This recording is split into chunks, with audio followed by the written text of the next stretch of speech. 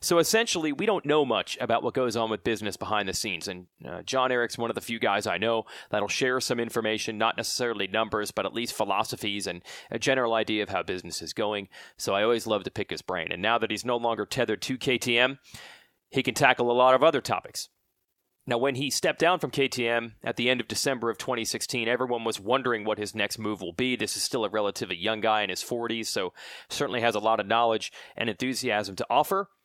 A lot of it came actually on the philanthropic side. First, he was already involved with the Kurt Caselli Foundation that began when Kurt tragically passed in a crash at the Baja 1000. Jeb has been a part of the Caselli Foundation from day one, and that continues to make great strides and do great things for the industry, as you'll hear in this interview. The next big move was the founding of the United States Motorcycle Coaching Association. Jon-Erik, along with Jeff Emig and Mark Blackwell, certainly credible people in this industry, putting a lot of their own time and a lot of their own money, really, to get this thing started.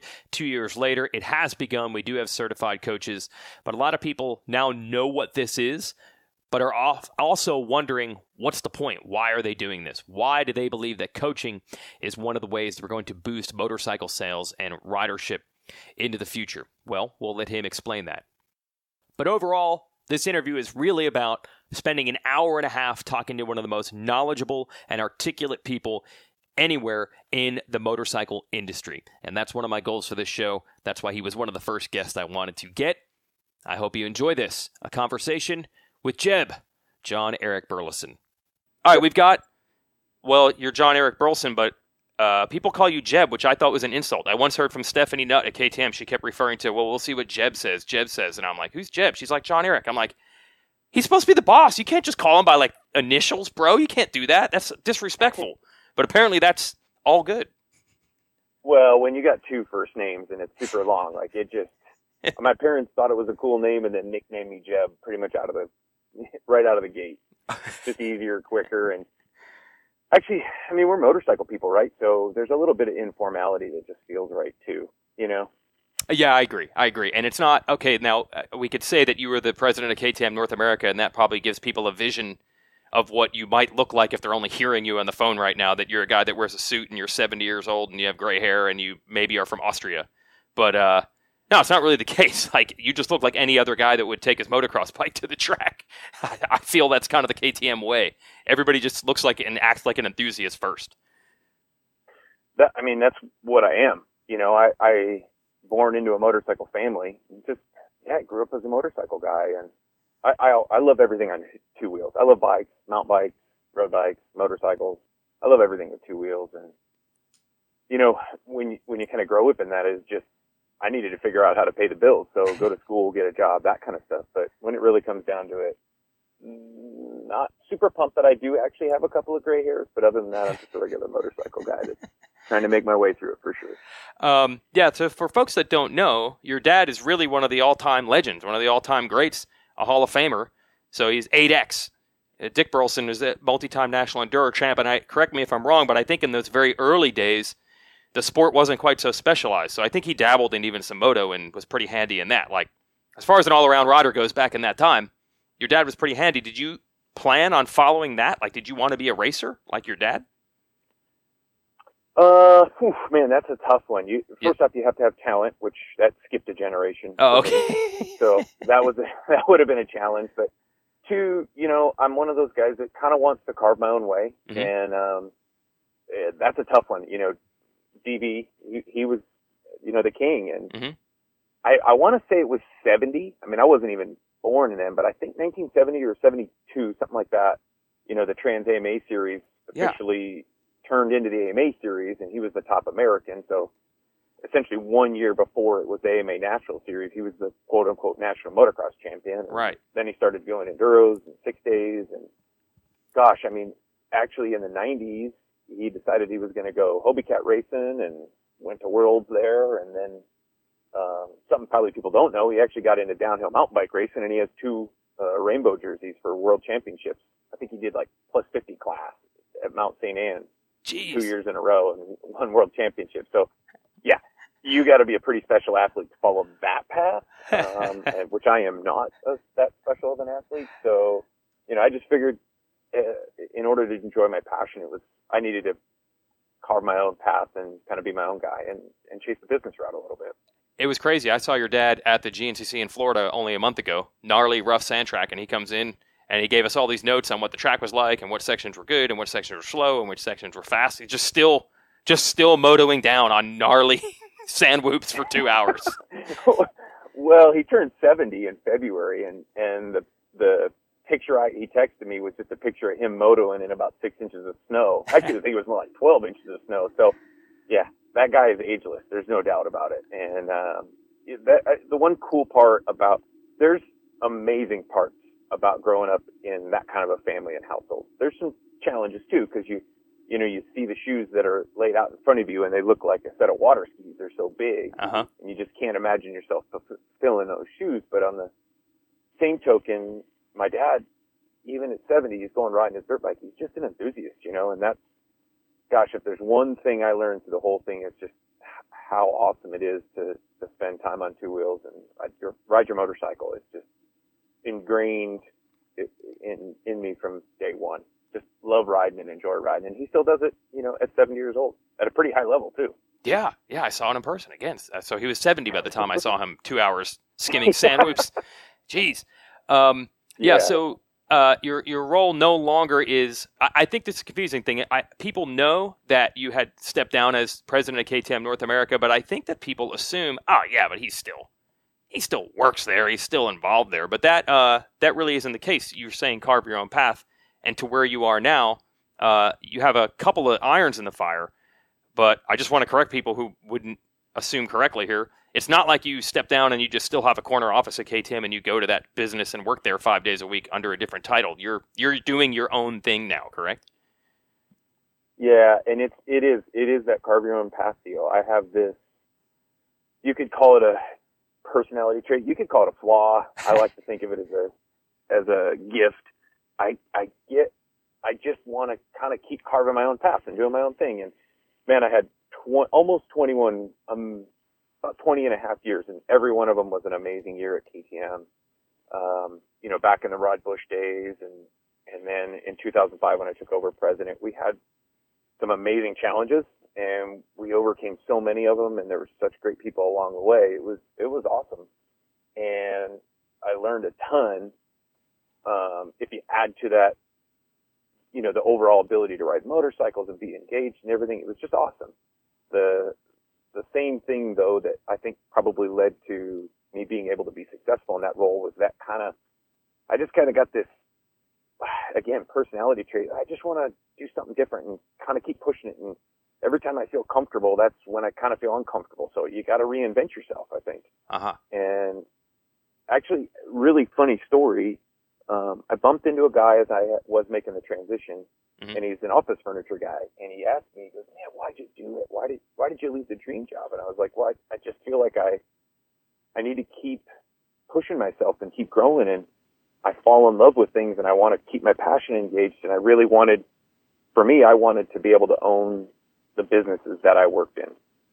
That was really important to me."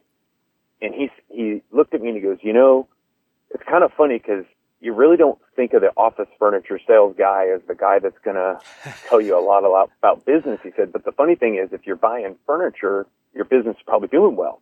So actually, I see a lot of businesses through my office furniture sales that are businesses that are doing great." And he goes, "One of the things I see so clearly is the ones that are truly successful are the ones that continually reinvent themselves over and over and over again." And I feel like that's what I'm trying to do with my career, is just continually reinvent myself and challenge myself and keep that feeling of being a little bit unsettled, so that I can always keep pushing and growing. And like my dad in dirt bikes, guy's 70, he's out, still racing GNCCs. I kind of am the business side of that and want to keep pushing myself till there's nothing left to push, That's pretty cool. Now we can go in the Wayback Machine here and talk about the KTM thing in a bit, but the first thing I want to discuss here is, again, something I want to, there's all these conceptions and misconceptions out there of this coaching initiative, the U.S. Motorcycle Coaching Association, and I think it's a brilliant idea. I think it's a great idea, and I think anyone who's very close to the industry,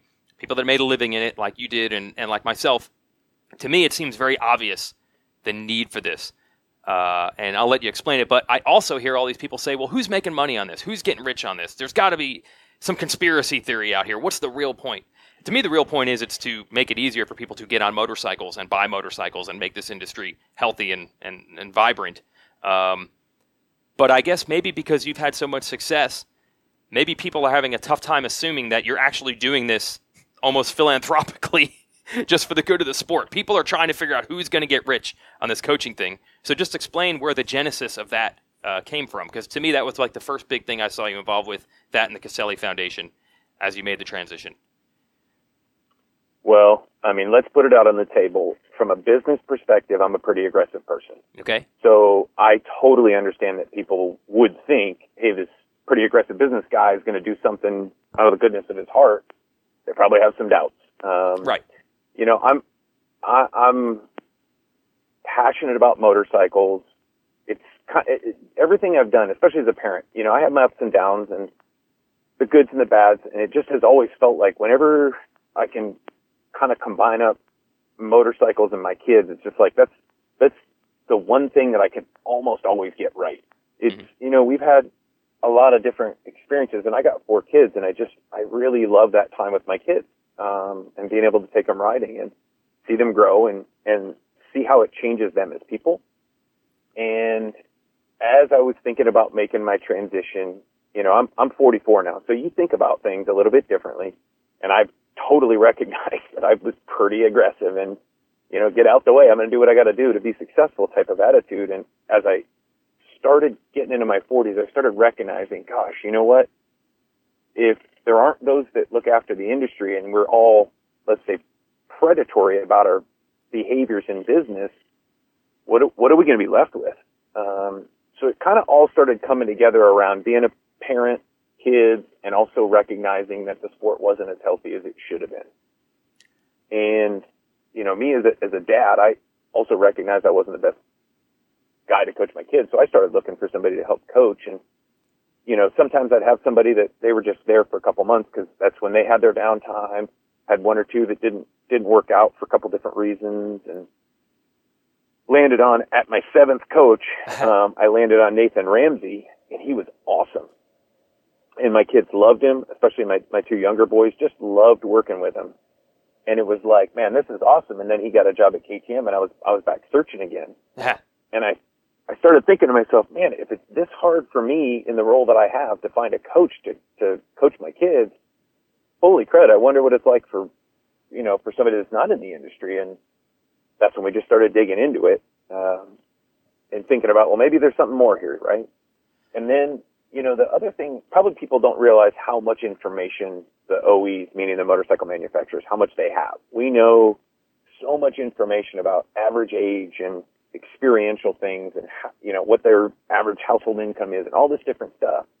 And as we started looking at that data, about 3 years ago, it kind of hit me like, oh gosh, there is a big challenge coming, which is we have a lot of baby boomers that are getting ready to retire and, you know, put their bike away for their last ride here in the next years. And there's not as many millennials coming in and riding motorcycles as there are baby boomers that are putting their bike away for the last time. So, all this was kind of going on, and I was driving my daughter down to San Diego, and I go, and for whatever reason, we were, you know, barking about this, barking about that, and I just kind of got sick and tired of talking about problems. And I called my friend Mark Blackwell, and I said, look, Mark, we've been talking about the problems of the industry, and I've been telling you about the challenges I've had personally finding a coach. I said, I'm absolutely sick and tired of talking about stuff and being at board meetings and seeing everybody recognize the problem and not really anything get done. I said, let's do something. I'd rather go down in giant flames having said I tried to do something than sit back and talk about what needs to be done, you know, for the rest of my time in the industry. And that was really the kickoff. That's how we got started. So in making the transition from KTM, I truly recognize the importance of, if it's for profit in any way, it isn't going to work. So we made that very first phone call. We made an agreement. We're in it for the long haul, and it actually costs me money because I pay for my own travel. I don't know, probably put in 15, 20 grand into just, I donated office furniture and traveled around the country to meet people, and you put it all in, and it's actually costing me money, but it's the right thing to do. Our industry needs it. And if the industry's better, then the business side will come along with it. The second thing I think that would confuse people is I've heard, people have meetings and they'll be like, why are rider entries down? And why is local motocross not surviving? And they go for the instant solution of like, well, the bikes just need to cost less, or the entry fees need to cost less, or injuries, or this or that. There's a million reasons. I think at this point, the cat's out of the bag and people know that we have some struggles. So now we've all moved to the solution phase.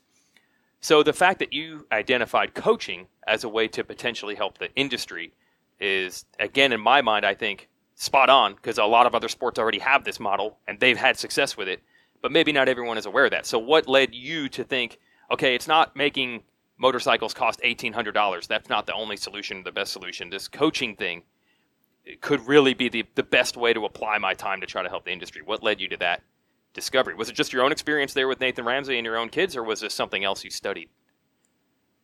Oh man, there was a couple different pieces along the way. That my experience with Nate was big. And the funny part about that was, my wife's like, who's this Nate Ramsey guy? I don't know him. I don't feel comfortable with him being with my kids at the track. And I go, why don't you call him?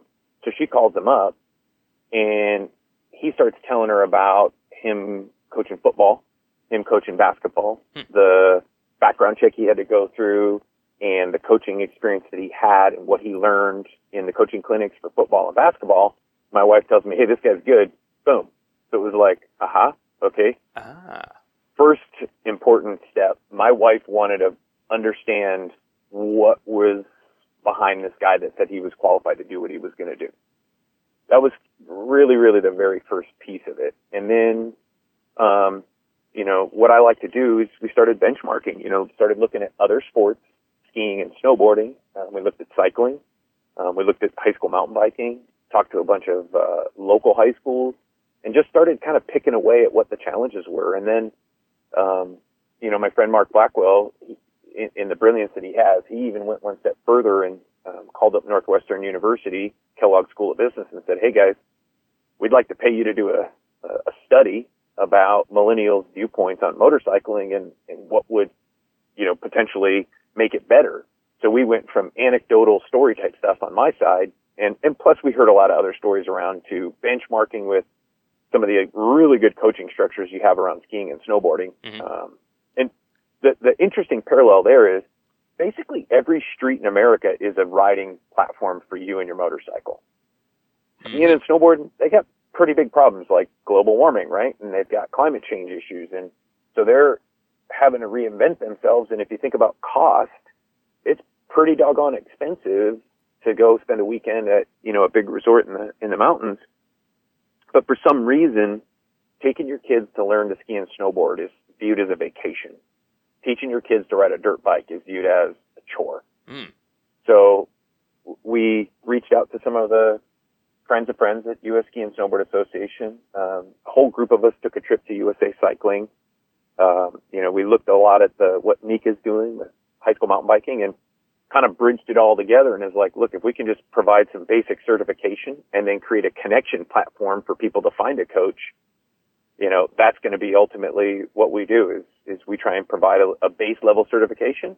And then something we're working on that we'll launch this fall is a connection platform where you can look up a coach online, go to motorcyclecoaching.org and look them up and find them and know that they've been background checked and they have CPR and they've gone through some basic skill set training, and they've been signed off by one of their peers as being a quality coach, and they've signed off to our code of ethics that says they're not going to, throw some beers back while they're coaching young kids, and that, the basic stuff, right? I mean, you're right. We say basic, but you hear horror stories. You'd be amazed at the horror stories we've heard. So piling all together, it's a combination of personal benchmarking and then some study stuff. And actually, real quick, just to land on that, the study that the Kellogg School of Business did, they figured out that the two big objectives to motorcycling for millennials, number one, as you said, was cost, and number two was safety. And it wasn't that big of a difference, actually. 70% of them said with a qualified coach, they would feel that addressed their concern around safety. So two big concerns, with one initiative, you can tackle 70% of the problem. It's like, whoa, this feels pretty good. Let's go get this done. And that's what we're trying to do.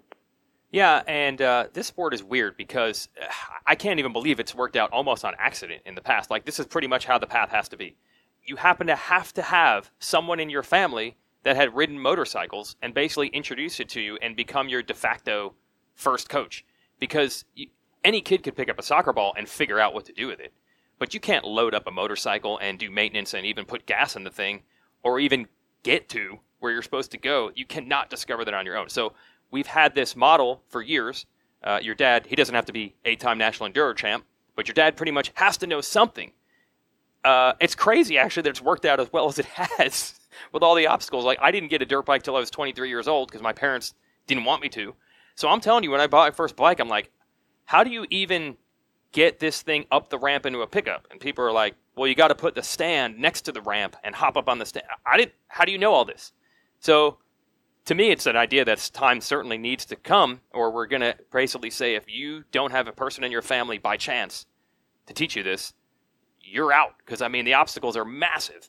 And I can't believe it worked out as well as it did for the first 40 or so years the sport was in this country. Well, it's crazy, man. I'll tell you what, Chris Ulrich, the son of John Ulrich in the Road Racing World magazine group, Chris said when he's now joined our board at USMCA, he came in, he goes, look, it's the craziest thing ever. He goes, I had to go through like 8 different hoops to be able to coach my daughter's 6-year-old youth soccer team. Yeah. He goes, if I want to go coach a high-level rider that's doing hundreds of miles per hour on a straightaway on a sport bike at a pro level, nobody checks anything. So literally, when you think of the disparity between teaching a young kid how to play soccer and the dangers involved with the highest level of our sport of motorcycling, and what coaching's required on one end and on the other, it kind of just hits you like, holy crud. No wonder our industry doesn't have, the numbers that we feel like it should. And if you add to it too, I mean, you can say it whatever way you want. Safety is a modern cultural issue. Whether it's the, helicopter parenting that you see at some of the stick and ball sport things, or just a general, legal liability thing. People want to know that stuff is safe, and what are you doing to make things safe? So if we as a sport don't go down that road, we're going to have challenges. I mean, I'm kind of all for that old school mentality of like, yeah, you tough it out, you rub some dirt on it, all will be good. Right. And I do think that overcoming some of those obstacles is good for your confidence. But on the flip side of it, our culture's changing, and we got to change with it. Yeah, you can't just ram that down and say, well, you all need to change your personalities, every parent out there ever. Just do it. That's not a solution. It's just not going to happen. No. My kid plays ice hockey, which is weird for Southern California. So I'm at the ice hockey rink about a year ago, actually. And I'm sitting there in the little cafeteria in the middle. I got 7 TVs on. Stanley Cup was on the TV. And I'm like, of course, it's Saturday. And I asked the lady running the little cafeteria thing, I go, hey, do you mind if that one TV in the corner, if I watch Supercross?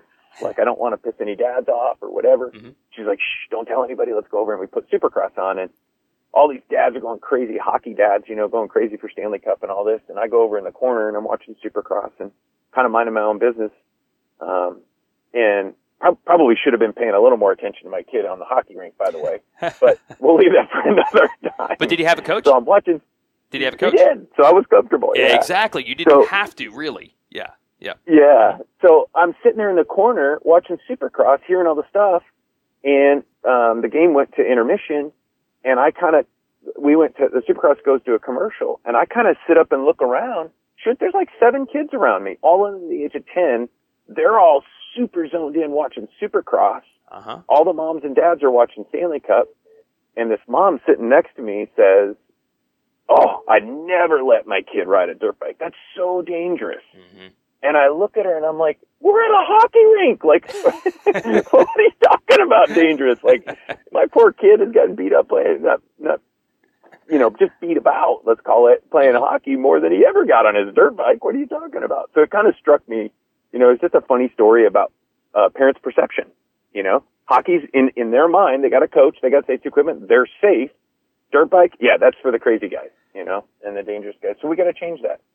Yeah, so this helps on the safety front, and also, as I was saying from my perspective, if your kid's into it and you're okay with the safety part, and you want him or her to do it, you still have the obstacle of, well, how do I? And it's so easy if you want to get involved in almost any other sport, you just call. You just call the ski resort, or you just call the YMCA and get in their soccer camp. It's so easy. But here, if you literally didn't know what to do, you couldn't even go to your dealership, really. You could figure out how to buy a motorcycle, but how do I get my kid involved? How does he learn? How does she learn? There really is no answer to that right now. Well, like one of the first projects we worked on is we partnered up with K&K to be able to provide coaches the opportunity for affordable insurance, because a lot of coaches, like it or not, they don't have insurance. And, you know, as a parent, that's like dealing with a contractor doing work on your house that doesn't have insurance. You don't feel comfortable, but now you're taking it to your kid, right? So what we feel like there's just a lot of opportunities to clean it up, make it safer, and also provide some assistance that can help the coaches do a better job. In as running, what they are really running is a small business, you know, as coaches, many of them. Some of them are doing it to give back, and some of them are doing it as a business. So well, yeah, that's the funny part. It wasn't organized. Go ahead.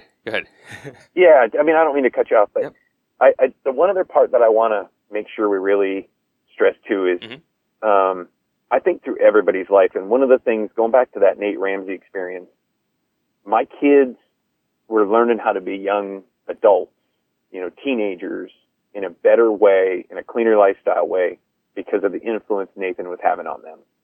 So it wasn't just, I think that's a really big point, actually. It's not just a safety issue. It's also the mentorship and, you know, all the good stories we hear about coaches in other stick and ball sports taking a kid that was maybe having a tough time and giving them that influence that shaped, you know, a big part of their life going forward. I really hope that there's motorcycle coaching out there that does the same for a lot of young kids, that, you know, they see this as a way to be better adults as they grow up in the life lessons. So the mentorship piece of coaching, I think, is sometimes probably overshadowed by the need to address safety. But me as a parent with 4 kids, I truly appreciate when a good coach impacts my kids for a life lesson more than anything else, because that goes way beyond the sport. Well, let's be honest. I mean, the safety thing is always going to be an issue with motorcycles. We cannot possibly say that they're not that dangerous at all. I mean, for sure you can get hurt. But the flip side argument that we can always make is, well, motorcycles keep you out of trouble. There's a lot of other things that you get involved in if you didn't have something to focus on. And we know how it works as teenagers, how bad things can go if you don't have something like this. So that is the flip side that we can offer as an argument of, yeah, but if you don't have that motorcycle in your life and that level of obsession and passion for it, who knows what you're going to put that time into. So you're right. It only strengthens that argument of, you get involved in motorcycling, you're 14 and 16-year-olds super focused on that, might be a little bit better for them than what else they could focus on. And the coach helps. Yeah. Yep. A coach that can provide that guidance is just, that's important stuff. And my wife always says to me, she goes, I don't care if they learn how to ride a dirt bike better, but I care if they're better people for the time that they spent with that coach. And I'm a big believer in that. I'm a big believer in the mental side of coaching, that, you know, it helps in whatever it is you're going to do. You know, the lessons that I probably through osmosis, my dad isn't, I wouldn't call him like a real, educator style. He just kind of shows it to you and you pick it up or you don't. And some of the things I saw as a kid and watched him do in racing, those are life lessons I've been able to apply to business. You know, the same sort of mindset. It's a winner's mindset that you have to bring to the table. And if through coaching we can help young kids in their experience with motorcycles develop the winner's mindset in life and be better people, I just think that's a wonderful thing that we can offer. Now, what's funny about all this is, okay, so this coaching association is trying to organize it and clean it up a little bit, as you're saying, but there actually was not a shortage of actual coaches. This has been out there forever, and you can go to any type of motorcycle racing. You know, I certainly know if you're on the infield of Loretta Lynn's, every rider out there, when they get to the podium, thanks to their trainer. But what I learned from going to a couple of your summits and workshops is this is going on in road racing, it's going on at the highest level like Loretta Lynn's, and it's going on at the local level, even with just track days on sport bikes. I was amazed. There is not a shortage of people who are coaching. And then I was secondly amazed that as soon as I saw that, I'm like, how are they going to get these people? When you're going to get Ryan Hughes, who's so passionate, how are you going to get these guys to get along? Because I've seen these coaches spar with each other. So you had a ton of people. They're super into it. They believe their way is the right way. How are you able to get these coaches to actually work under one umbrella and try to work together instead of just pulling this thing apart from the inside? Because there's a lot of personalities at work with this group. Yeah, I mean, that's actually, strangely enough, that's been the easiest part. Wow. And it comes back around to we're just a volunteer organization, and we're doing it because we love the sport of motorcycling. And, I spend quite a bit of time with a lot of those personalities, and I don't have a problem with it when I tell them, hey, look, the reason we're doing this is, it's volunteer, and it's because I love the sport and I want to give back to it. And if you want to give back to it the way I want to give back to it, let's do this. Let's work together. And that seems, 9 times out of 10, maybe 9.5 times out of 10, that just seems to be the easy part of the conversation. Now, when you get into the how you want to teach something, that gets where you got to work at it, and some of the workshops like the one you attended in North Carolina at JGR there, what we were really doing is crowdsourcing, I would say, the coaching stuff. So we didn't come and say, we're going to tell you how to do this, we're going to tell you how to do this. We said, look, we're going to come to you guys, and we're going to ask you what you think. And, that was especially a fun event because Justin Brayton was there, and I remember him telling us, actually as a professional rider, what he looked for from a coach. And it wasn't how to win this or how to get that second more this or any of that kind of stuff. He was looking for somebody that was going to help him be a better person, a better athlete. I mean, it was really an awesome day. And we took all those workshops, we took all that content and built it up. And we were able to get someplace where, everybody felt like they had an opportunity to contribute. And we had our second summit, and some of the guys said, we actually feel like we want to contribute more. We want to get more. So we've had exponentially increasing interest since our last summit when people realize we're just asking for help and we're just doing it again because we love sport and we want to give back. That's the number one thing. Yeah, my story with that is when I went to the one that was held in Dallas last year, and to me that was one of the first times where, all right, we got these guys in the room. We got all these people in the room. How are they going to get along? Are they all going to see the vision together? And I remember after about a half hour, Ryan Hughes raises his hand. And I use Rhino because, as you know, Rhino's outspoken. Whatever he thinks, he says. So he raises his hand, and I'm like, oh, no. Is he going to blow this thing up and say, everyone in this room's an idiot, do it my way, or not? And what he actually said was, to me, this was the bedrock of it all. He said, look, I don't care what anybody does as long as it makes it safer to ride a motorcycle, and I'll put videos up for free and make $0 on it. I'll spend my own time and money to put up videos to make people safer riders, however you want to do it. And I was like, if you get a guy like that who's that outspoken to buy in, I'm like, this is going to work. So, yeah, I guess you've actually conquered that, and you didn't really have to do that much to do it. They all seem to buy in. Well, and Rhino, and by the way, I do a lot of training with him, so I consider him a friend, and I look up to him and think the world of him. He's an aggressive guy, and he's going to tell you what he thinks. Yeah. I 1,000 times over would have somebody shouting in my face if they're going to tell me what they really think and why, then not say anything.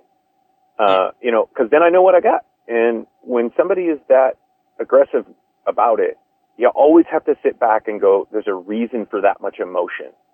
And if that reason is because they love the sport or they had something that scared them in the past or a combination thereof, you can work with that because those passions, when focused, are where you get drive.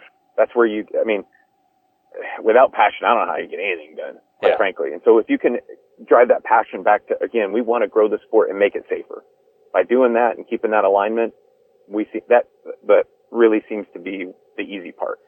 How you do it, in detail, what's the checklist process? How do you do an in-field evaluation? All that kind of stuff, that takes time. And that's what we're in the middle of now. It's not impossible. It just takes time, and you got to work at it, and you got to be thoughtful on it. So you have coaches certified now, correct?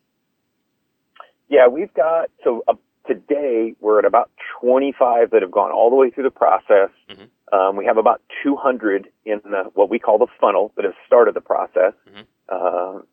Probably won't be a shock for anybody. One of the big things that some people have some concerns about is what is the background check process? Mm-hmm. What is it looking for? What does passing mean? What does failing mean? Mm-hmm. And I always tell them, look, it's pretty simple. We're looking, if you're going to put a coach and recommend them to a parent to put them in the possession of a minor, you probably want to make sure they're not a convicted felon, a convicted sex offender, have multiple DUIs, something like that, right? Mm-hmm. And we ascribe to the same background check as basically all of the Olympic sports at an amateur level. Mm-hmm. The USA basketballs of the world and these kind of things. It's all relatively the same background process. So of the 200, we've got stages of them, getting them through that background check. And it's mostly feeling comfortable with that process, mm-hmm. and then getting through all of our content, making sure they got the CPR, they sign the code of ethics, and then doing the peer evaluation. That all chunks through time. So our goal is basically by the end of this quarter, we really want to have 100 through the process. And then by the end of Q3, we want to have, so let's say by Monster Energy Cup, we want to have 250 in the completely through and certified. I don't know how far out I can get on the vision of this, but if you get 250 in and people seem to believe in what the certification signifies and they believe that makes them safer and they're good people and their background is clean or cleaner, is there a chance that this opens doors for motorcycling in places it's never been able to go? Like you mentioned high school mountain biking, or you could go to your gym or your YMCA and along with having yoga class and cycling class and soccer camps and basketball camps, motorcycling could be involved. Is there a chance that this opens those doors because now these communities that don't know anything about motorcycling are like, well, I suppose these coaches we have at least seem to be good people, so let's let them have at it. Well, I sure hope so. Yeah. We study the high school mountain bike thing, and in that particular case, most of the time it's not actually really a sanctioned sport. It's more of a club activity. Uh-huh. But there's still high school activities that are going on, and you pull up to a high school mountain bike race in Southern California or Central California, it's even bigger. There'll be 700 kids. I actually saw one race. I think there was 90 freshman girls in the freshman girl beginner class. It was like, holy crap, that's a lot. They're really doing a good job. So yeah, I think if we can get to that place where we can give parents that comfort, we do have to work on cost and accessibility, of course, but give them that comfort that it's safe and well managed. I'm sure we can get there. Absolutely. Probably as a club sport type of or club activity, quote unquote, but I'm sure we can get there. Oh, and that's a you game mentioned changer. Dallas. At Dallas, the summit in Dallas, we had the principal from Poly High in Riverside, California there, and he's had a motocross club at his high school. He's an avid rider himself and, been supportive along the way. And that's been the one really big ask is, hey, you need a coaching structure to make this look legitimate. So yeah, I believe it's a real potential to have bigger and broader adoption of our sport once we have a truly legitimate coaching process. I'm going to bring up one other positive to having coaching. It's going to sound ridiculous, but you did tell the story of being in the hockey rink for your kids. This is a sport where it's awesome when your kids are involved because it is an excuse for you to also go riding. However, I mean, there's no doubt. Like, I'm pumped. My 3-year-old wants to ride, so we're slowly getting him along. We got him one of those Stasic bikes. Give him a year or two, we'll get him with a real motorcycle and a coach, and who knows, 5 years from now, we'll be riding together. But I think for a lot of these parents that are doing other sports, say soccer or whatever is local, I hate to admit this, and they would never say it, but they get to sit in the bleachers and check Facebook on their phone while someone else watches their kid and tells their kid what to do. And motorcycling has never had that aspect. We don't necessarily think we need it because we're pumped on riding with our kids, but I don't think every parent necessarily feels that way. Some of them are like, dude, I just want to sit here and look at my phone. If the coach is going to take care of my kid for an hour, that would be spectacular. So I don't think a parent's going to admit that as an upsell, but I know some people who actually do deep down think that way, and maybe this opens the door to that. You go to the motocross track and, oh yeah, go riding with him. I'll be over here looking at my phone.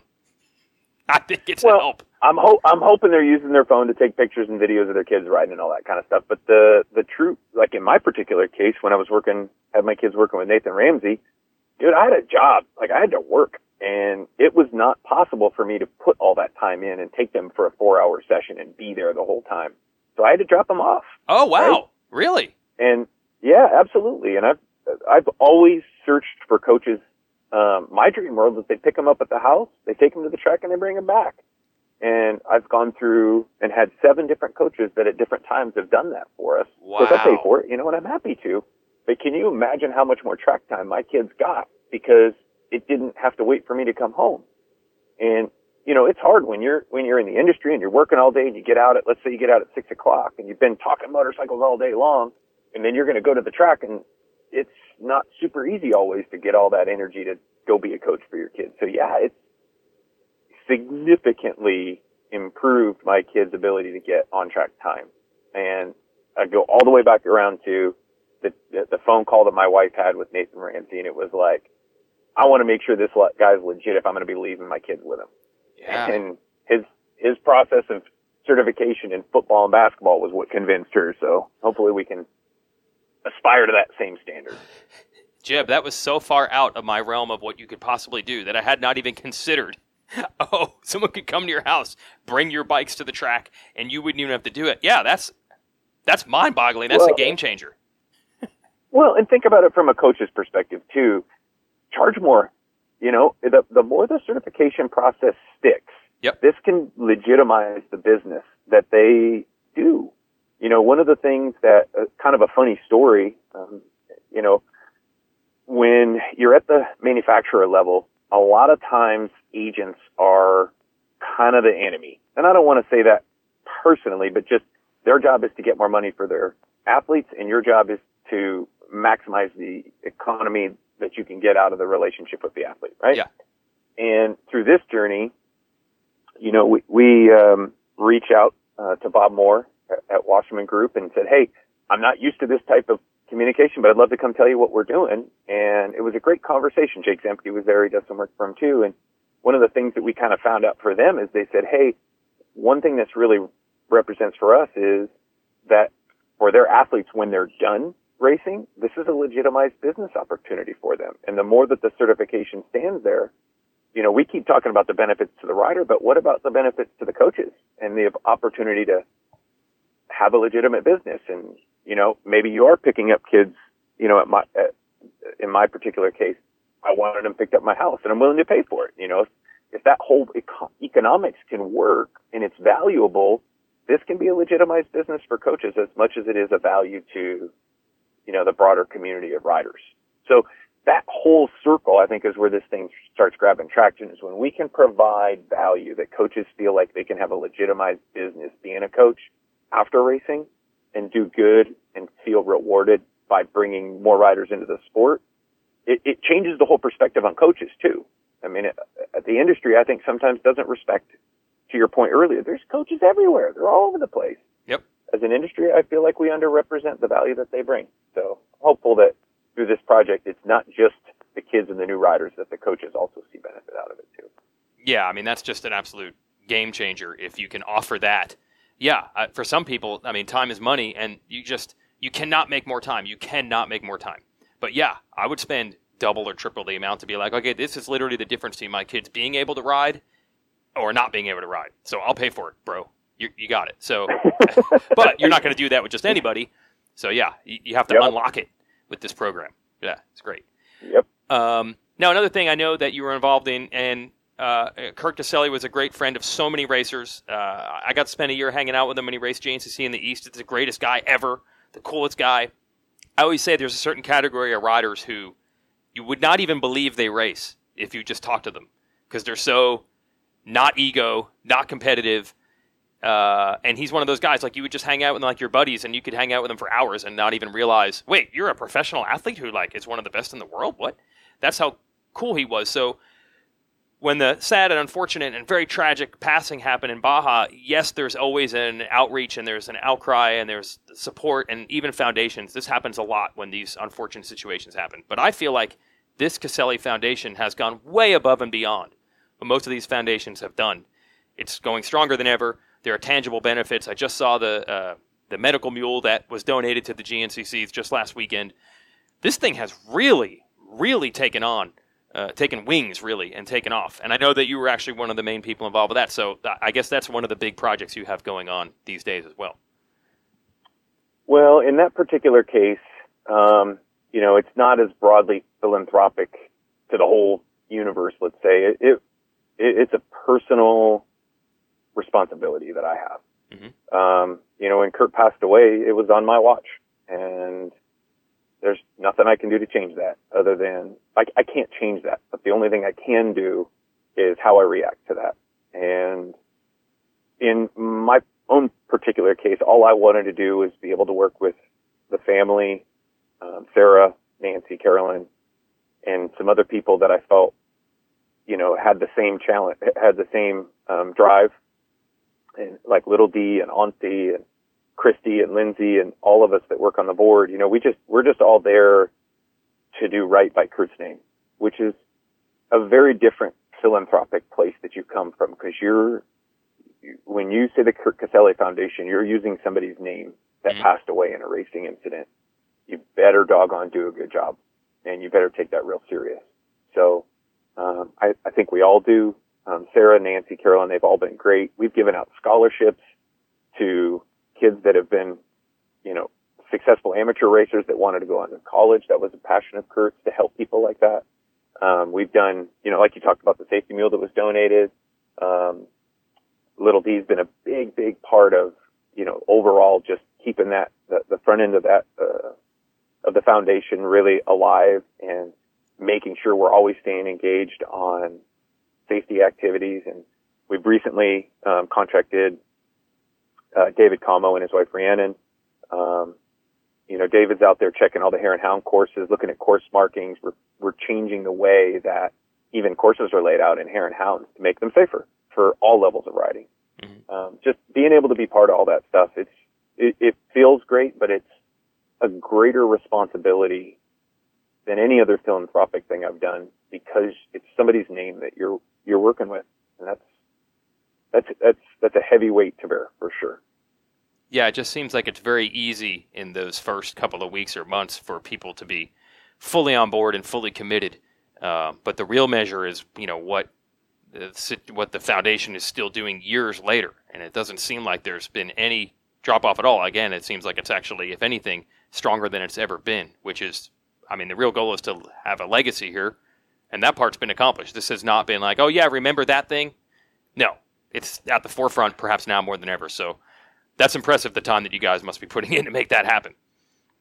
Well, it's not, not without its own challenges. Mm-hmm. You have to say to Nancy, Sarah, and Carolyn, as family members, for them to do this has been just absolutely amazing and super motivating to all of us. The work that Little D puts into it, it can't be matched. That guy is absolutely incredible. And some of the safety things that Auntie's helped with, and Lindsay and Christy, when you see all that group of people putting into all of it, it's pretty motivating, and again, not without challenges, but we don't want to let each other down either. And the cool part is we're well funded. We keep having great events that keep raising money, and people keep wanting to give it. And the really cool part is we're going to spend more on safety this year than any year we've done so far. And it's not one hit wonder stuff. At one time we were excited. We supported a helicopter for, parts of Baja, to look after the lead racer and stuff like that. And that was cool, but it was kind of a one hit wonder, right? There's no long-term sustainability to that. Some of the stuff we're doing, whether it's the mule at the GNCCs or the work that David's doing, we've also done some, head acceleration studies with crash, data around GNCCs, and also some West Coast racing. Mm-hmm. All that stuff is longer term beneficial to the overall safety of the sport. And I'm just so pumped that we're actually making more progress and spending more now, years later. We're actually spending more on safety than any year forward. And I hope that trend continues, for sure it will. So what else do you have up your sleeve here? I see that you kind of are starting a different group, this two-wheel group. Is this something that's an official functioning business yet, or is it some vision you have? But it appears that you have another type of project in the works. What are you working on right now, or how much can you say about it? Well, it's a little bit of a combination of consultancy and investment. I just feel like I'm at that place where, kind of what I said way back before, I really wanted to, in a process of reinvent myself, I wanted to be able to have an ownership stake in whatever it was I was working on. Mm-hmm. And that was really important to me. So there's a couple of partners that I've been working with that we're handshake deals along. The company truly exists. I have a managing partner, Christy LaCurl, and I'm sure you know Christy well. Mm-hmm. She's also a managing partner in Two Wheel Group. And Ziggy from Factory Connection is also part of the group. So it is a true group. It's not just me. Uh-huh. And what I can talk about today, we're working with Intense Bicycles. I recently joined the board of that company. We've been working with them to come through some challenges. Done some work with, obviously Ziggy and Factory Connection. One of my favorite projects has been working with Stasic, Ryan Ragland, and the guys over there. Got involved with them about 8-9 months ago, and just being able to do some stuff there. And I'm about a month away from being able to talk about another relationship that'll become public around a pretty iconic American motocross company, American motocross brand that I'm really excited about. So, starting your own business is hard. Everybody told me it's hard, and actually everybody told me I'm completely nuts, by the way, because I had it pretty good. I had it pretty good. I went from, flying at the front of the plane to flying at the back of the plane and all the stuff that goes along with that. But it's something that is exciting to me, and it's also cool to be able to see where I can help or we can help with businesses that don't have the type of resources that KTM had. To be able to see that, and I enjoy our sport. I enjoy life on two wheels. Yep. Bar none. That's my favorite thing to do, is just spend my time, whether it's a bicycle, mountain bike, or motorcycle. I freaking love that kind of stuff. And to be able to work with companies on a deeper level, that are in those spaces and passionate about it and really brand first driven. It's been super awesome. Again, like anything, not without its challenges, but it's been awesome. And there are times when I kind of sit back and go, man, I was crazy to make such a decision because I had it so good. The flip side of that is every once in a while I'll sit with my wife and she'll have her wine, I'll have my beer, and I kind of look at her and I go, as scary as it all is, I'm freaking really, I know pride is one of the 7 deadly sins, but I'm proud of myself for being able to get out of my comfort zone and do something that scared the heck out of me. So, world's on the rise. Things are going great. Traveling probably as much as I said I wouldn't, but it's all part of living the dream and being able to work with cool companies and, do the things that are important. And one of the really exciting things about doing Two-Wheel Group is I've been able to engage with other manufacturers through the coaching association primarily. And I enjoy that. And we consider, Christy Zig, myself, we consider the Kurt Caselli Foundation and USMC as fundamental philanthropic pieces of our organization. So it's really, we view it as our job and our responsibility to help those groups, and being able to do that and work with other OEs to be part of that. In the end, I can't take anything I got. You can't take your stuff to the grave, right? But you can leave at least an impact. And, when my time in the industry is done, I hope that the impact was a positive one. And, of course I got to make money and do the things I got to do to pay the bills. But on the flip side of it, that's kind of the result of doing a good job. What really the drive and the passion is I want to make sure that my time here is meaningful and purposeful. Yeah, and that's why I mentioned that thing before where I think some people are like, well, yeah, he was the president of KTM North America, and he stepped down, but he still has an office there. Like, you had to really sever those ties. Like, you have to be independent to make any of these things, I would assume, work. Yeah. You can't go into, we visited Honda, we visited Harley-Davidson, we've talked to some of the guys at Kawasaki, talked to some of the guys at Yamaha and Suzuki about our initiative, and you can't go in there with an orange jacket on, right? So, I wouldn't say I severed all ties. I got some great friends over there, and the Husqvarna guys have been great. I still get a motorcycle to ride, which is awesome. I got a garage full of Husqvarnas, most of which I paid for. They loaned me a bike, and they're awesome, and they've been also, in the spirit of Husqvarna, really supportive of our overall kind of the pioneering spirit, right? That spirit they've applied to the coaching association and said, yeah, this is a crazy project. You're completely insane, but we'll support you. This is a good initiative, and what's good for one is going to be good for all. So, ties aren't severed, but there is a certain sense of independence that had to be there. And I just, in kind of wrapping that piece of it up, I have to say that it's been truly awesome to stay friends with the people that I had to be a boss with. That's been more fun than I realized. And specifically John Hines, who took over my job, to see somebody that I considered a friend, and I hired him back in 2007 into the group and see his growth and see him take the leadership to the next level and doing things I'm really proud of. Man, that's rewarding. It feels awesome to see those guys be successful, to see John step into the true leadership role that he deserved. You know, it's just awesome. I guess maybe in my old age I'm getting a little bit soft, but I love seeing other people be successful, and that's been pretty inspiring for me to keep me motivated and reinventing myself. You mentioned how aggressive you are, and maybe you had to soften a little bit now. My interaction with you and other people who I don't work for you, I never did, and other people haven't either. Everybody's like, oh, Jeb, man, he's a cool guy. But internally, KTM went through this impressive growth, and usually that doesn't come without being, as you said, aggressive. So was that actually the Jon-Erik Burleson that people within the KTM walls were seeing while you were the president? Were you on people? Did you push people? What was your management plan? You seem like a pretty laid-back guy over the phone here. Was that not what people were getting in the office, or was there a bit of that? Wow. I don't think there would be many office people that say I was super laid back. Okay. Actually, something funny I've been working on with John Hines, again at KTM.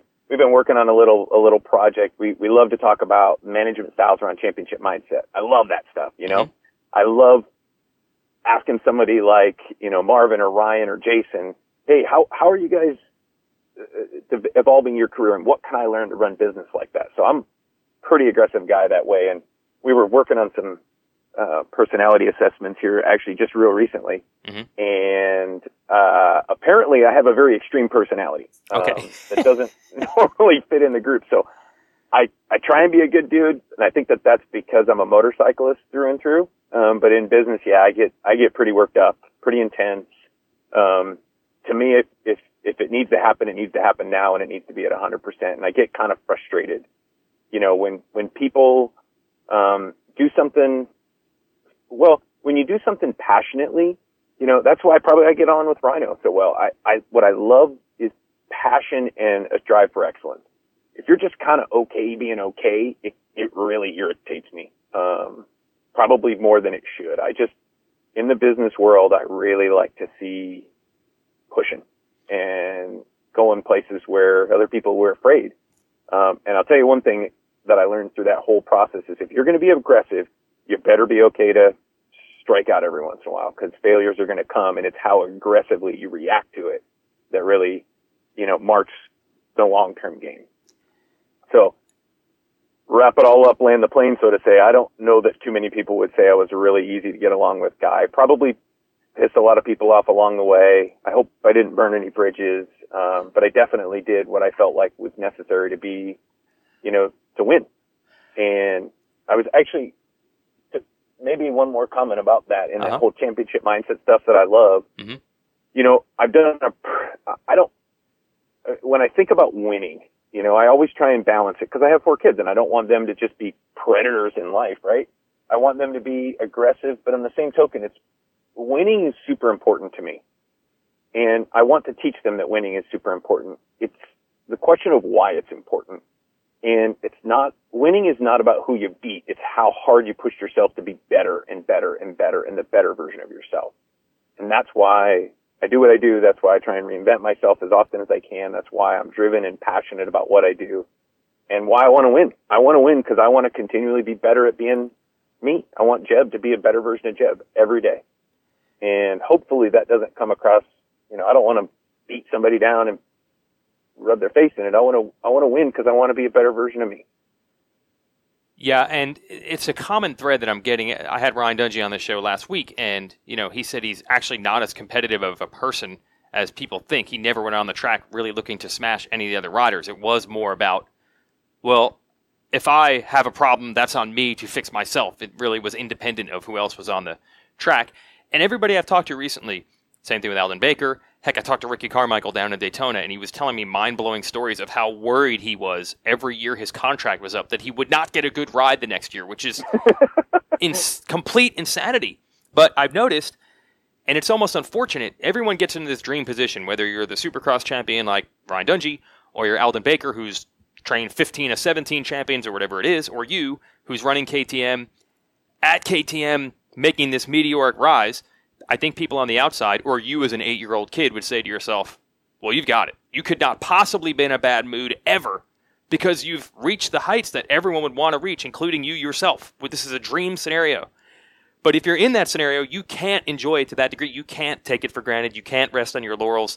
That pretty much defeats the whole purpose of what it would take to be successful. So it's kind of unfortunate. When you get to those heights, it's pretty cool, but it's not the be-all, end-all. There's good and bad that come with it, because if you're not aspiring for more every single day and feeling like you still haven't done it and still haven't arrived, you're not going to be successful. So that's the sad downside. Even when you reach your dreams, it's not as awesome as it might seem.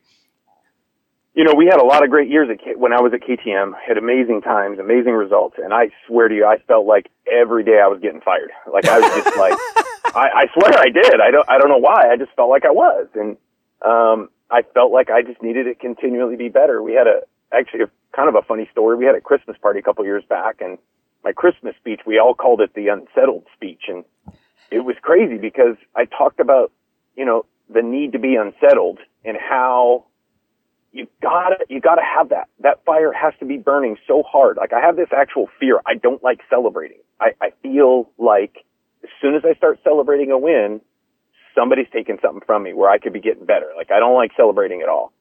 And in this unsettled speech, we were talking about it, and I made the comment to our staff. This big company at the time, we're 200 some odd people, and I'm like, yeah, I hope you guys are unsettled and you're driven and the whole thing. So I hope you go home on your Christmas holiday and you completely think about work and you're unsettled. And I made some very aggressive comments. Oh, and actually HR even came to me to like, I think that might have been too aggressive, but you know what? That's me. That's where I came from. That's what I do. It's just, that's kind of how it is. And I think if you really want to be on top, you got to be pretty unsettled. And every minute when somebody else is celebrating, you're using that as an opportunity to get better and better and better. But it's kind of all the way back around. It's not that you're trying to beat someone else. You're trying to make yourself better. And that's why winning is important. And that's why success is important. It's to be a better version of you.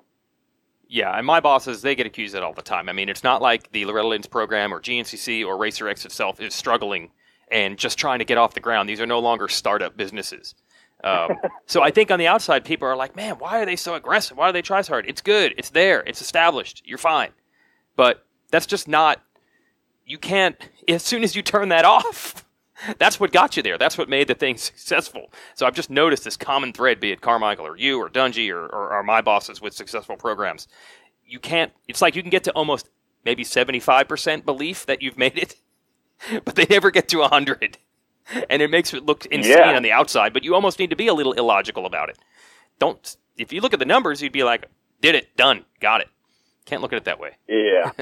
It's passionate, it's driven, it's irreverent, it's aggressive, and it's unsettled. That's what it is. I mean, and that is the personality trait. If you start looking really down, I couldn't tell you, a textbook definition of leadership, of management success. I couldn't tell you any of that stuff. It's just, I am still to this day even willing to walk away from an amazing opportunity to put myself in a pretty risky situation to be able to be successful again, because I'm driven to be always better. I'm always trying hard to reinvent myself, to, basically get a place where I'm unsettled all the time. And it's probably uncomfortable for sometimes my wife, unfortunately, or people around me, but I truly believe in my heart of hearts that we can do that. And that's one thing I always loved about motorcycle racing, and especially at KTM, which is such a racing driven company.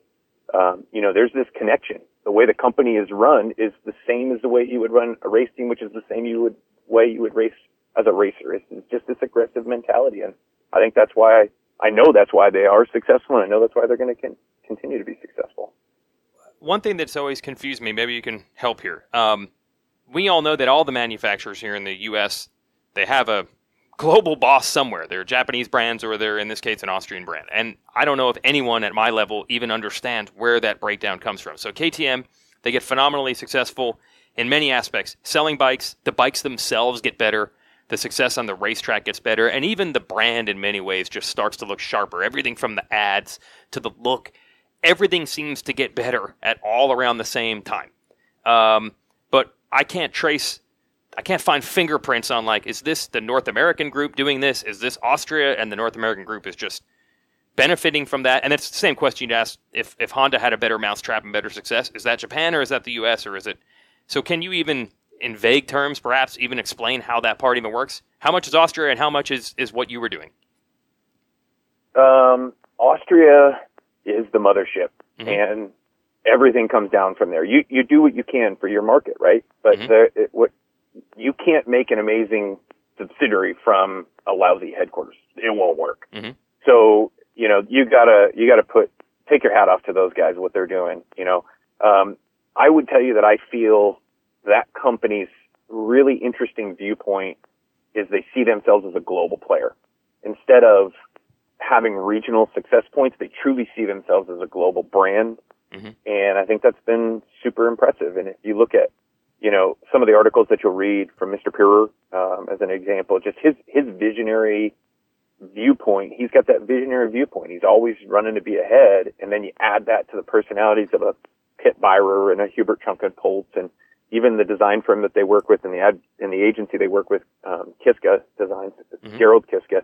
Those are all very aggressive, driven people, and they have a kind of a common vision of where the brand's going to go, and it just cascades down to the subsidiary level. Of course, you can't be successful if you don't also have that same aggressive mentality and buy into the whole thing. But yeah, it comes from on top. There's no doubt about it. The North American success that we have while I was at KTM was absolutely driven by the great work that the guys at the headquarters did. So you were at KTM, what did you say, 21 years? 21 years? Yep, I started in 96.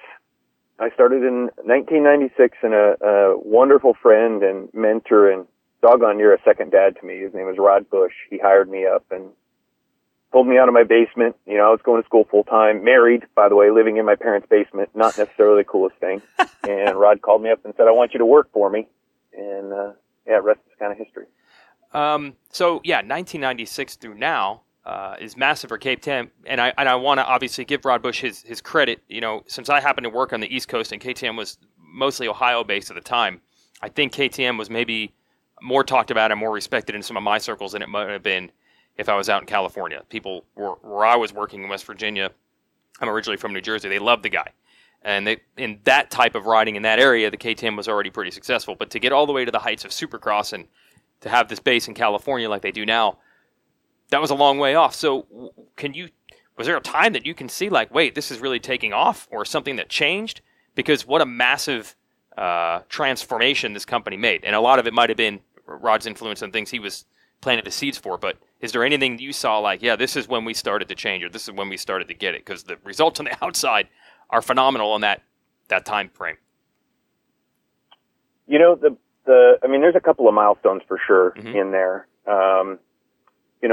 When we started hiring guys that we wanted a higher quality level of people, we started recognizing that Cleveland was a tough place to get really enthusiastic, high-level professional motorcycle people. It's a great city, great area for us, but it was a challenge to get certain skill sets and motorcycle market connections. So I would say one of the bigger decisions that we all made was moving the headquarters. We didn't leave Cleveland. We just shifted headquarters and put our headquarters in Murrieta, California, to get much closer to the market. Mr. Trunkenpolz was super supportive of that. Mr. Pirer was supportive of that.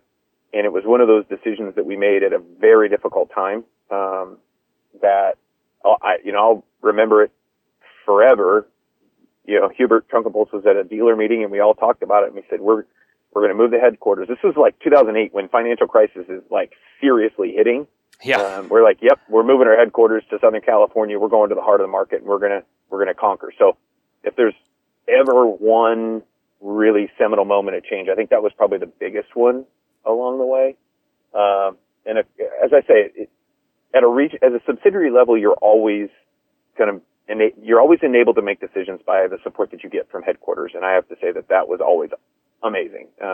Hubert, Mr. Trunkenpolz, those guys, Mr. Pirer, the support they gave us to make that change and make that happen at a really difficult time was just awesome. And, lucky that we had that, to be able to do that. The other, big seminal moment, of course, you could talk about in, motocross speak was when Roger joined the team. Mm-hmm. that was just an amazing transformation. And of course, it came later with Ryan Dungey, and the bike got better and the whole thing. That wasn't my decision. That was one that Pitt Byrer pulled off and did it with amazing strategy and grace. Mm-hmm. And I got to be part of that process and really enjoyed the time working with Roger and Ian. But those big points, and I think that goes back to, again, that kind of the global structure of KTM. It wasn't a decision in North America or a decision global. It was, hey, we need to make a decision as a global company. What's right for that market? Let's go make that decision. And we did it, top to bottom with support. And that's what made us successful. And it was awesome. So if I were to boil it down to the two biggest kind of quote unquote seminal moments, I think that move to California was one. And I think when Pitt hired Roger to join the team, I think that was enormous. Obviously, Roger's resume in motocross is absolutely second to none. He's literally the man. Somehow the nickname fits even better now than it did when he was merely a guy winning world championships. He's actually almost eclipsed himself as a racer. But I do hear now this is what happens when you're successful. People start trying to poke holes. So I'll hear people say now, Roger's not this unbelievable motivator. He's not Tom Lombardi trophy in there getting his troops motivated. It's not really like that. In fact, Roger's in the back making widgets on a machine sometimes that you wouldn't even think would have anything to do with his job description. But I think if you look at what I see him do day to day and what people tell me he does day to day, they miss one critical point, which is, especially when Roger was at his previous brand with Suzuki, he told me a lot about how he had to convince Japan to give him this extra support or give him what he needed. He had to be a leader and go fight for things and make things happen. That isn't something you have to do every day, but you have to have this grand vision and this aggression to, when I really need it, I got to make these guys do it. And if they say no, I've got to convince them to say yes. So that's what I've seen him do with each brand he goes to. He can have an influence on the culture that I don't think a lot of motocross team managers can do. A lot of the guys just work with the pieces they're given. He seems to be able to make those pieces better. So did you see that? Was he still doing that in his time as KTM, having a larger influence over the company? Yep. His influence on the product is incredible.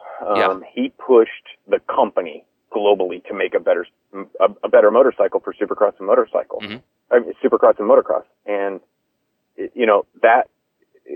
the biggest misunderstanding I had before I got a chance to work with him was I thought it was mostly mindset stuff. And what I realized along the way is he makes sure that the technical side is continually getting better. And that bike is the best motorcycle that racer can have, and he's continually improving it. All the stuff we talked about, just not ever celebrating and resting, but always continuing to move that. And I would say you hit the nail on the head.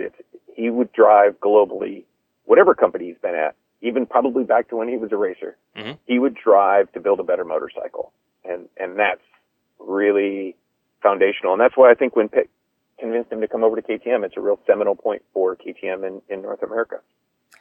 How were you able to, as the company then started to grow? So 2008, that's a super risk time, and everybody's battening down the hatches. I would assume that KTM eventually has more employees and more hands and more things than they did after that move. You start growing. How were you able to, now the company's different than what it was, because it's larger now, it's no longer the underdog. How are you able to keep things going completely off the tracks now that in many ways the company is going to face different challenges than it did in 2008? Well, I think, there's kind of a roller coaster ride in there, by the way, too, okay. Because, Rod passed away in 2005. So he was the president of the company for 20 years and got cancer and passed away in 3 months. And I took his job. I filled his shoes. That was really tough, and we were growing like heck, 06, 07, growing like heck. And then we moved our headquarters. We had to downsize because of financial crisis. And then we're back on the gas again. So there's been a little bit of a roller coaster ride in there. Oh, okay. And as you go through that, you get good at, there's a football coach that I like to pay attention to, and he always says, row the boat, man. We're all rowing the boat. And you get really good at finding people that, you give them the direction and make sure that they're rowing the boat in the right direction and support in the direction that the boat's going in. KTM is a brand that's going in a certain direction, and through all that ups and downs, you just really try and find people that are all rowing the boat in the same direction. And sometimes you miss here and there. Sometimes somebody's rowing the wrong way because they're just want to row the wrong way. But the more you're able to get people that understand the vision, the mission, and where you're going, and what the brand stands for, ultimately what the brand stands for, and then make sure they're all rowing the boat in the same way. It's not easy, but that's the key. That's the secret sauce right there. And choosing your team to be supportive of that, and when it's not going right, you got to make the tough call, and you got to make it aggressively. And that's probably going back to my earlier comments about being aggressive. When I felt like there was somebody that wasn't rowing the boat the direction we wanted to go, I had to make a change. And that's not easy, but when you do it, you can immediately feel the impact. Literally, figuratively, literally, whatever. You can think of it like a boat. And when everybody's rowing together and in synchrony, it's amazing. And when somebody's off beat, it slows the whole thing down. So you gotta be aggressive and not afraid to make change. How hard did you have to work? I mean, how insane and gnarly were travel and hours and all these things? Because I see you at races, and I know that really that's important to KTM, but it certainly wasn't necessarily, you didn't have to go in there and make sure that the guys had the right settings on their shock. But I'd see you at races.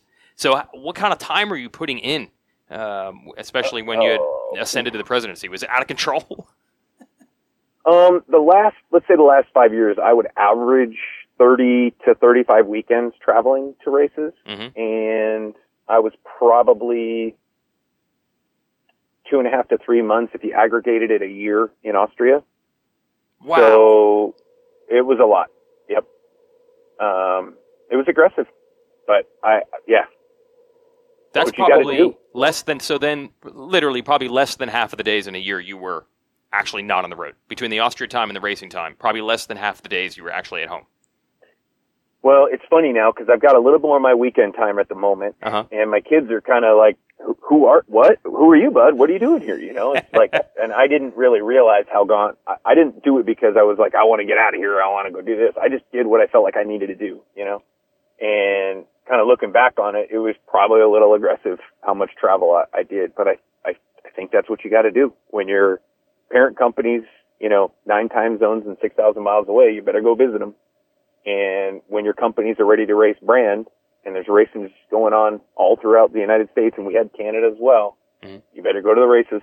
You better be out there and make sure things are going. And I have this like core philosophy to me that I think you need to always, doesn't matter what business you're in, you have to see your business through the eyes of your consumer. What it truly is like to be them, what they and feel like when they interact with your company. And you can't get that sitting behind a desk in an ivory tower somewhere. You got to be out there talking to them, and you got to hear the hard parts about what you're not doing well from that raw consumer. It's important. And like, guys like me, we show up at a GNCC once every 2 years, let's say, go for a race, and there's a whole group around you, and everybody makes everything perfect and the whole thing. But that guy that showed up at that race in the back of his van, in the back of his pickup truck, whatever, and he's been working nights and weekends to build his bike up, and he's got to get back to work on Monday. That race is a big deal to him. And if he has a technical issue or his bike isn't working the way he wants, the way I look at it, you stole something from him. You stole kind of part of his dream. You stole what it was that made that special to him. So I felt like all the way along, being at races was really important to see in the business through the eyes of the consumer.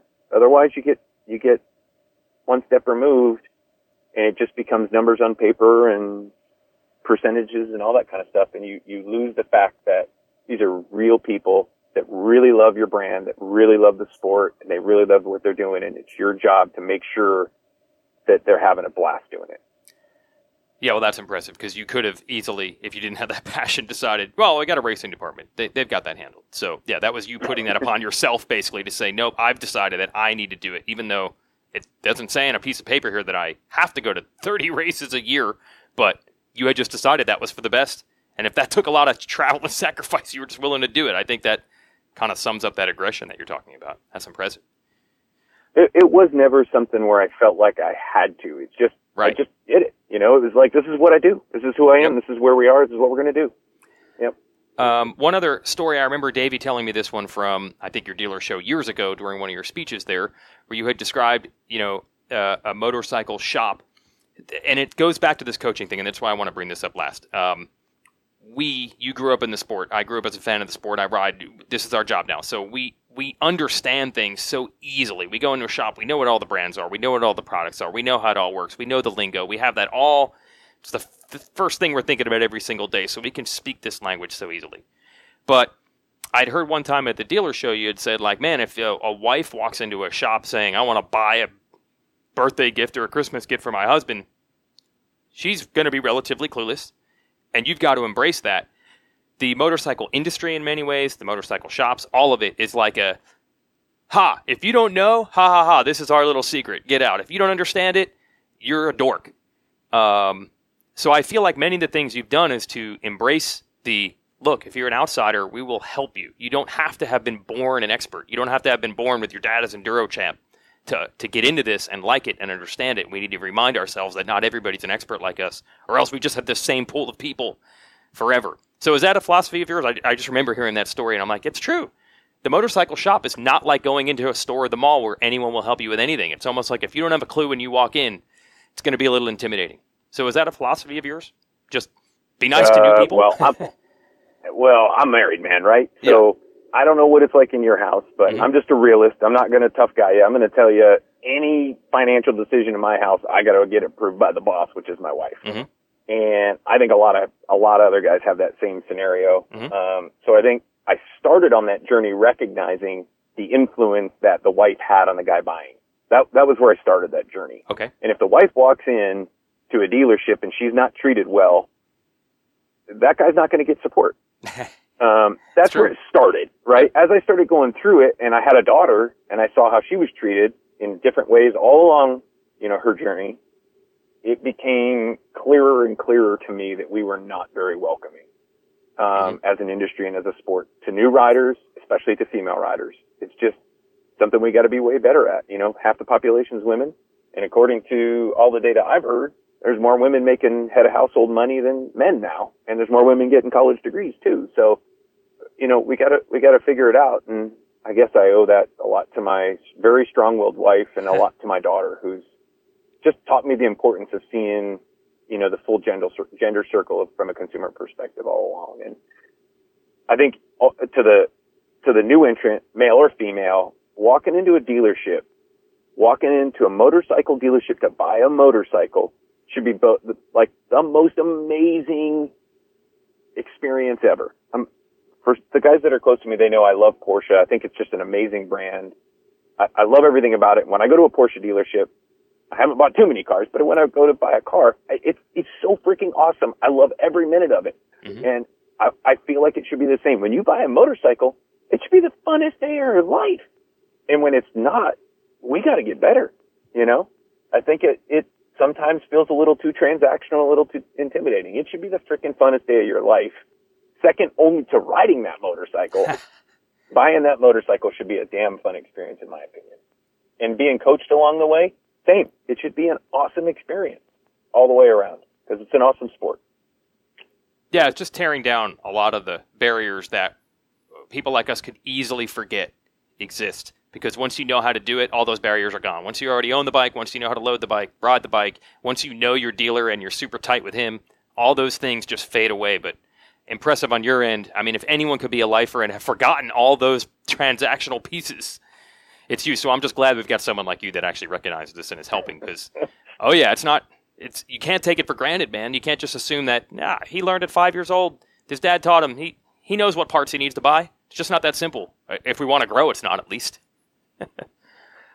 Yeah, well, I appreciate it. I mean, kind words, and I think in the end, it's a responsibility. We gotta all do it. And if we want our sport to be as good to the next generation as it was to us, it's something we got to do. And I don't think it's not rocket science, recognizing that when you truly see what a customer does when he or she interacts with your brand, and then being able to see the flaws in how you performed in that and be able to improve that, that's business. You got to get better at business, and it just makes it that much easier that we love what it is we do, and we have such a passion, for the brands and the sport that we get to live in. Well, that's mind-boggling as well, by the way. So you've basically been immersed in this since day one, and you still like it, and you've seen ups and downs too. So it's impressive that you still like it this much. I lost a couple of friends along the way. You know, Rod passing away was hard on me. Kurt passing away was really hard on me. And, I mean, just even thinking about it right now, it's hard on you. And if you have the personality that says, I'm going to be stronger for all of the challenges that life threw my way, I think that you're going to be successful. And, you know, maybe I'm right, maybe I'm wrong, but I feel like growing up in a racer's family, I feel like growing up, learning how to ride motorcycles and racing motorcycles taught me that ability to be able to find success in all of life's challenges. So I get to do great things. I get to live a great life, and I get to pay my bills and take care of my kids, and all of that's because it's an amazing industry that's given this to me. So I better appreciate it, and I sure as hell do enjoy it, for sure. I for sure enjoy it, and I really appreciate even, to the point of having to talk about some of the things that are tough. You know, it's still fun because you learn and you are proud of what you're able to accomplish, and you see the opportunity to get better. It's awesome. And I still love riding my dirt bike. I love riding mountain bikes too, as much as I can. Those two things kind of have a symbiotic relationship for me. So as long as I can keep active, it's kind of my downtime. At the end of the day, I can clean up all that gunk that swirls in your head by getting on either my dirt bike or my mountain bike. And it's awesome. I feel blessed to be able to do that, for sure. Yeah, that's quite the endorsement there. Yeah, so that's what we'll tell the parents of these, looking for a coach and looking to get their kid involved. A, keeps you out of trouble. B, we can make it safer. And C, you'll learn all these great life lessons that can be applied in so many ways. That's awesome. Yep, for sure. All right, man, thanks for giving me all this time. This has been fascinating. I know there's many more. We could get deeper into each of these subjects, and maybe we will someday, but I think you're a fascinating guy, not just because of the resume, but I think just the way you approach things. So I really appreciate giving me almost an hour and a half here. Thanks for that. Oh, man, really appreciate it. It was awesome talking to you about it, for sure. All right, and we'll learn more about this two-wheel group. I'm sure the lid's going to start blowing off of that soon, so we'll keep it out on the radar. Yeah, give me a couple months. We'll get some exciting stuff coming. Thanks for the time, Jeb. Thanks, Jason. Have a good afternoon. Have a good weekend, bud. Yes, much appreciated, and keep in touch. Okay, talk to you soon. Thank you. See ya. Yep, bye. All right, that's our show. Again, thanks to Jeb for an hour and a half of his time. Hope you enjoyed that. I'm headed to Foxborough. Going to try to source some information there and, again, talk about different things than just 1, 2, 3 in the podium. There's plenty of podcasts for that. I'm Jason Wygant. Thanks to Yoshimura.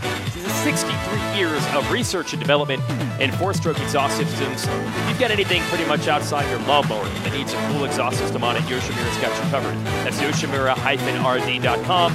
Check out racerxbrand.com for some cool swag. I'm Jason Wygant signing off. See you next week.